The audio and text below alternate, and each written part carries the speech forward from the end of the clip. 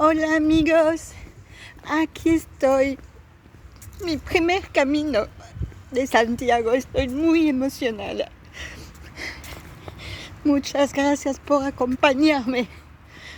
Aquí estuve al hostel La Frontera. ¿Se ve? ¿Se nota? ¿Sí? Ahí, ¿no?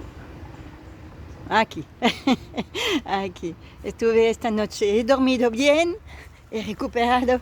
Ahora mismo voy a la oficina de turismo para sellar mi carnet. Y de Annie va a tener también su credencial. Es increíble. Yo estoy lista con mis bastones, mi paraguas contra el sol. Y ahora mismo voy a pasar por el puerto hasta la oficina de turismo. Son más o menos 1 kilómetro. Y después hablaremos. Hasta ahora.